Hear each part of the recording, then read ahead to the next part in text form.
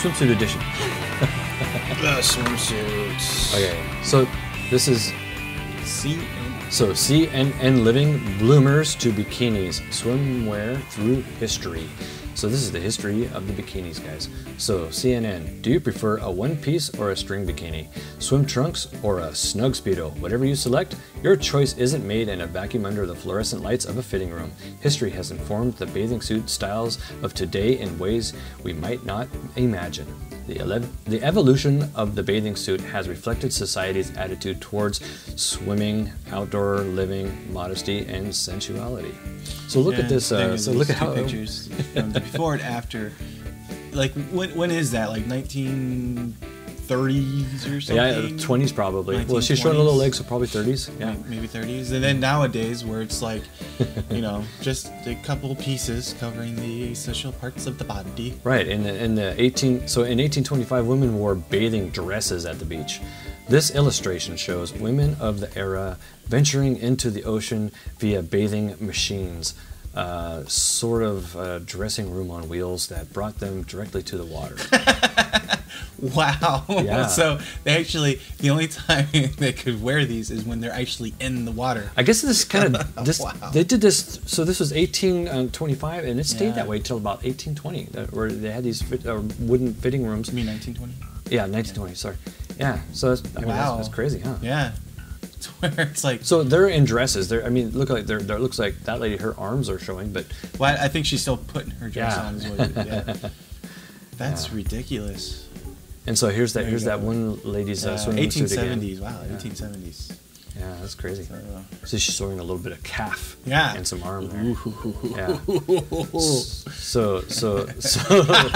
So perhaps this couple, rendered in 1875, was unable to swim because they were wearing the Eureka unsinkable bathing outfit that has paddle gloves, a buoy, and an emergency flag. That's not even swimming. That's like. It's like floating. Yeah, what do those guys wear when they go fishing? They're like in that one little inner tube thing. That's with meant to be like rocks on. a flotation device. Yeah, that's not even really swimming. Victorian era bathing suits, especially for women, covered more of the bather's skin than in the past, often including stockings. Yeah, So I would imagine that there was a lot less sun cancer back then.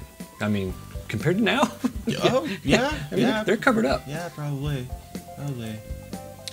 So when the practice of swimming as a sport caught on, thanks to the modern Olympic Games, bathing suits became streamlined for greater mobility. These women competed in the RSC Swimming Gala in 1906. Yeah, look at that.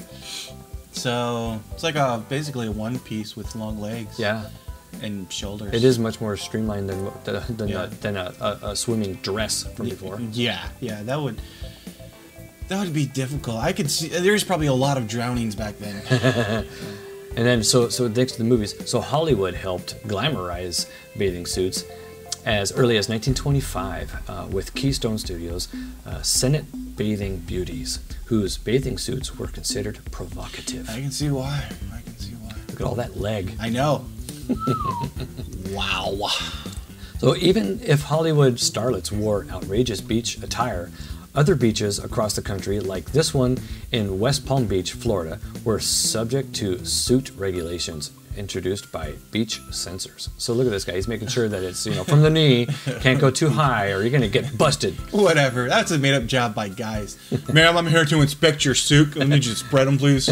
I need to check this to make sure it's kosher. So here's look at this.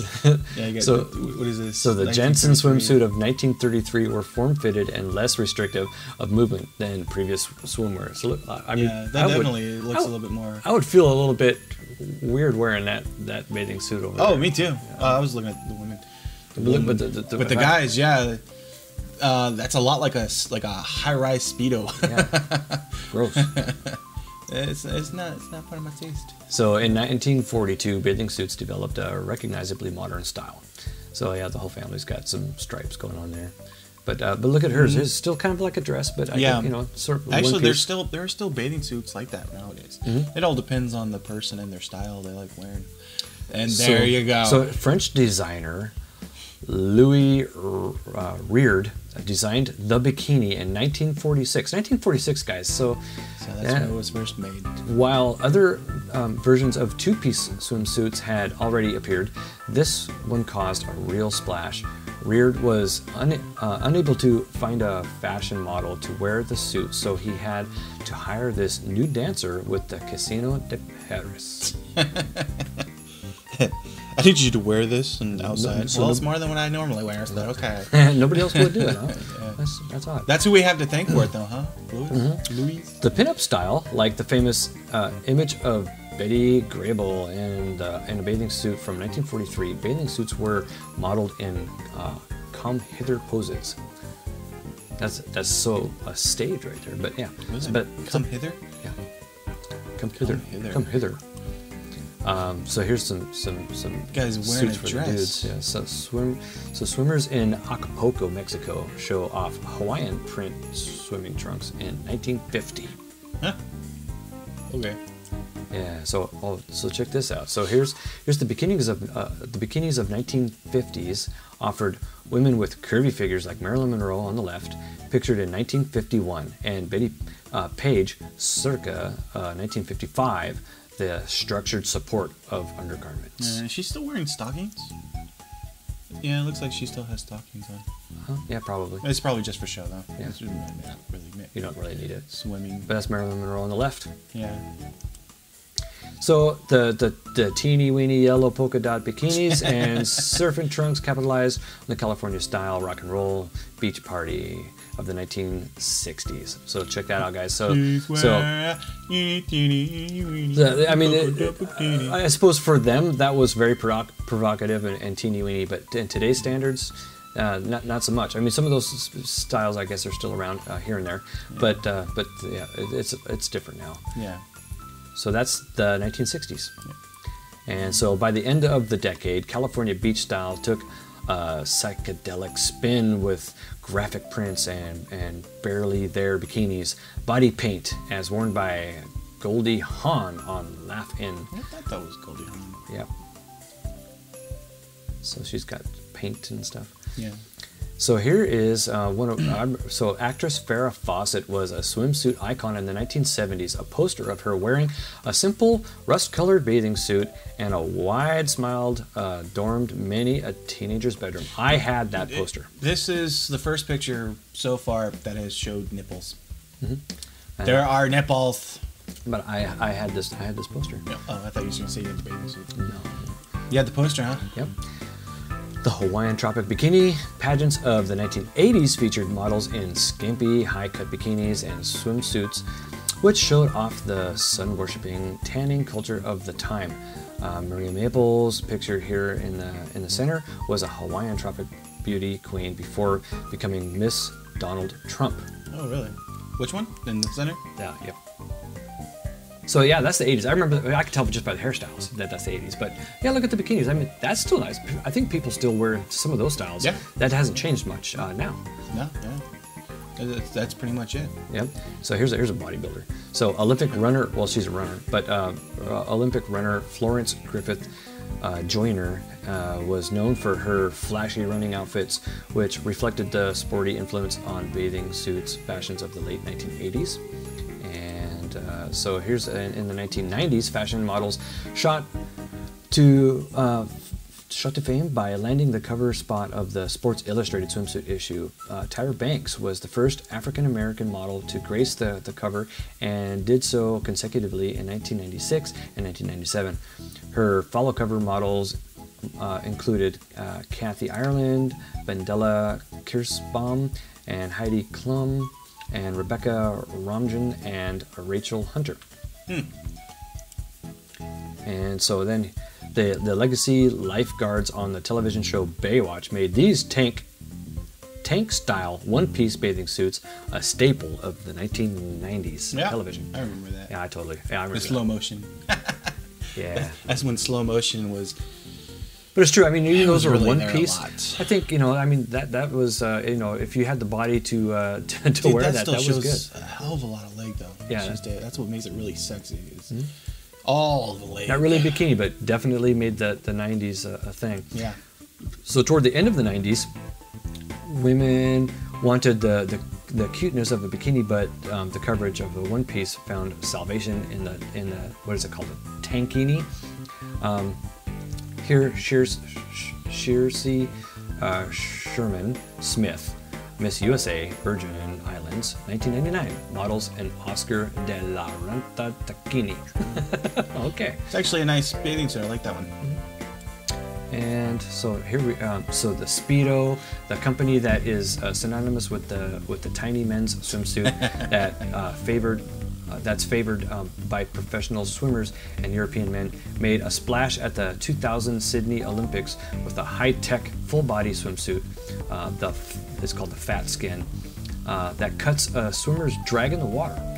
A newer version of the suit was famously used by Michael Phelps at the Beijing Olympics in 2008. Oh, so it's a particular material that makes that really awesome. Yeah, it's like a full bodysuit. Mm-hmm. That's funny how it went. It started off as a full bodysuit, got down to pretty much basically nothing, and now it's back up to a full bodysuit. Back to a full bodysuit. Yeah, all for the whole effects of being a faster, better, stronger swimmer. That's right.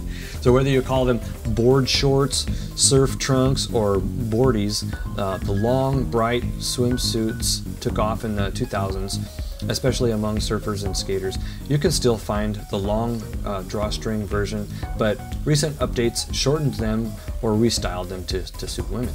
So, but yeah, that kind of a shorts has been around for a long time. Yeah, that's like your average shorts right there. When plus-size fashion blogger Gabby Gregg popularized the term fatkini, I'd never heard of that, last year, she dreamed of helping plus-size women feel better about themselves during the swimsuit season. This spring, she teamed up with clothing line Swimsuits for All, and her suits sold out in one day. There you go. Yeah. So that's the history of the bikini, guys. Yep, that's where we're at so far. In the future, we'll be having dots. We stick-on dots, and that's it. That's our bathing suit. There isn't much more to go. I mean, unless you just paint it on. But I was thinking, it's like, somehow we actually have that, somehow the designers will have to make the whole one piece for women sexy again, so that the whole cycle could start once again. Yeah. Well, it's funny how it went. It started off as a humongous dress, almost down to nothing, in what was that, the 1940s or whatever, with that Louis guy, back up to a full bodysuit, pretty much. Yeah. And then it depends on the time, I guess. You know, the time of the era, what fashion is going to be, and so that's what makes it what it is. But it's funny, like back then, it's like it was a law. Yeah, you're in trouble. It's a law for women that show too much leg. They got in trouble for indecent exposure. Yeah, there's times. So society has accepted the wearing almost nothing. The thong is okay.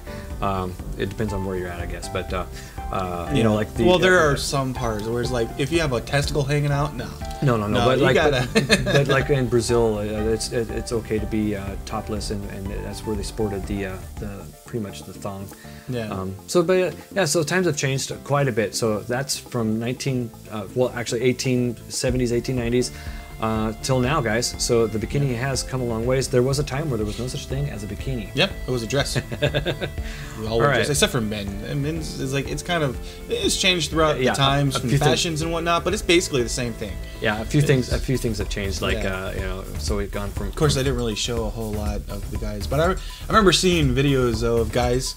I'm glad some of these things aren't around though for us. For all we know, some people still wear those. So. But I remember seeing videos of the guys wearing basically the same thing women were wearing. You know, they got the shirt on with the really long or the short pants. Right. And it's really loose fabric. Like I said, I can see a lot of deaths back then. That stuff gets heavy after a while, and you get tired. Next thing you're just sinking. But now there's skin cancer, much more prevalent. Well, not really. If you're wearing one of those Speedos that covers your entire body. Yeah, but back in the 20s, men were covered up pretty much. Yeah, as much too. So that's pretty cool. Yeah, so there's the history of the bathing suit, guys, via CNN. Yep, CNN. And so thanks for watching, and we'll see you guys next week. Yeah. Later.